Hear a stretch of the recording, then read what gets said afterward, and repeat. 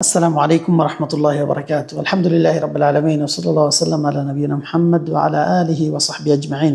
আমাদের সংক্ষিপ্ত আলোচ্য বিষয় হচ্ছে বাবু শাফাআহ, অনুচ্ছেদ শাফাআহ বা সুপারিশ প্রসঙ্গ। প্রিয় দর্শক শ্রোতা, আল্লাহ সুবহানাহু ওয়া তাআলা ইরশাদ করেন, বা'দা আউযু বিল্লাহি মিনাশ শাইতানির রাজীম, وأنذر به الذين يخافون أن يحشروا إلى ربهم ليس لهم من دونه ولي ولا شفيع।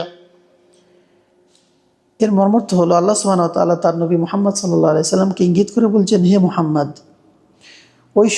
ওই সমস্ত লোকদেরকে সতর্ক করো যারা তাদের রবকে ভয় করে, যারা তাদের রবের সামনে দণ্ডায়মান হবে এই ভয়ে থাকে। যাদের অন্তরে আল্লাহর ভয় রয়েছে তাদেরকে সতর্ক করো এবং জানিয়ে দাও যে তোমাদের জন্য তিনি ব্যতীত, মানে আল্লাহ ব্যতীত কোনো ওয়ালি এবং শাফি নেই। ওয়ালি মানে সাহায্যকারী বা বন্ধু, আর শাফি মানে সুপারিশকারী। যারা আল্লাহকে ভয় করে, কিয়ামত দিবসকে ভয় করে, আল্লাহর সামনে দণ্ডায়মান হওয়াকে ভয় করে, তাদেরকে সতর্ক করে বলে দাও, আল্লাহ ব্যতীত তোমাদের জন্য অন্য কোনো বন্ধু, সাহায্যকারী অথবা সুপারিশকারী নেই। যেন এর উপরে তারা দুনিয়াতে আমল করে এদিকে ধাবিত হয়। সম্মানিত ভাইয়েরা এবং বোনেরা, আমরা এই আয়াত থেকে কি পাই? প্রথমত আমরা যেটা পাই সেটা হচ্ছে ওই সমস্ত মুশরিকদের ধারণা ভ্রান্ত বলে প্রমাণিত হয়, যারা মনে করে নবী রাসূলগণ, পয়গম্বরগণ, নেককার, সালেহীন, সৎ এবং ফরেজগার লোকগণ, ওলিয়া উলিয়া, এই সমস্ত লোকেরা মানুষের জন্য সুপারিশ করতে পারবে এবং সুপারিশের ক্ষমতা রয়েছে তাদের। এই ধারণা ভুল, ভ্রান্ত। আল্লাহ ব্যতীত মানুষের জন্য কোনো সুপারিশকারী নেই। আল্লাহ চাইলে তাকে মানুষকে নাজাত দিতে পারেন। অতএব তাদের এই কথাটি ভ্রান্ত প্রমাণিত হলো। 2 নম্বর বিষয় হলো, মানুষকে সৎ উপদেশ দেওয়া, নসিহত করা, সতর্ক করা, এর মাশরুইয়্যাত শরীয়তে রয়েছে, দিনের মধ্যে রয়েছে। 3 নম্বর বিষয় হলো, ওই সমস্ত লোকেরা যারা মুমিন, ইমানদার, নসিহত বা উপদেশ দ্বারা উপকৃত হয়।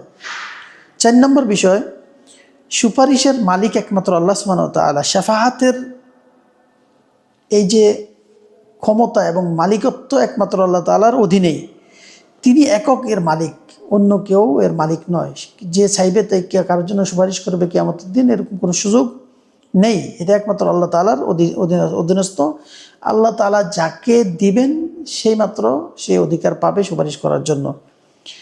5 নম্বর বিষয় হলো, সুপারিশ কোনো কাজে আসবে না, গ্রহণযোগ্য হবে না যতক্ষণ পর্যন্ত তাতে 2টি শর্ত না পাওয়া যাবে। প্রথম শর্ত হলো, আল্লাহ সুবহানাহু ওয়া তাআলার পক্ষ থেকে যে ব্যক্তি সুপারিশ করবে তাকে অনুমতি দিতে হবে। যেহেতু সুপারিশের মালিক আল্লাহ, আর আল্লাহ যাকে অনুমতি দিবেন সেই সুপারিশ করতে পারবে, এবং যার জন্য করতে অনুমতি দিবেন তার জন্যই করতে পারবে। 1 নম্বর শর্ত। 2 নম্বর শর্ত হলো, আল্লাহ সুবহানাহু ওয়া তাআলা শুধু তার জন্যই অনুমতি দিবেন যার উপর তিনি সন্তুষ্ট, তাকে অনুমতি দিবেন, এবং তার জন্যই সুপারিশ করার অনুমতি দিবেন যার উপর আল্লাহ সুবহানাহু ওয়া তাআলা স্বয়ং তার উপরও সন্তুষ্ট থাকতে হবে। সুপারিশকারী যাকে সুযোগ দেওয়া হবে এবং যার জন্য সুপারিশ করা হবে, উভয়ের উপর আল্লাহ তাআলা সন্তুষ্টি অনিবার্য থাকতে হবে। আর এই 2টি শর্ত যদি না থাকে, সুপারিশ কখনো গ্রহণযোগ্য হবে না, এবং কেউ সুপারিশ করতে পারবে না নিজের থেকে আল্লাহ তাআলার অনুমতি ব্যতীত।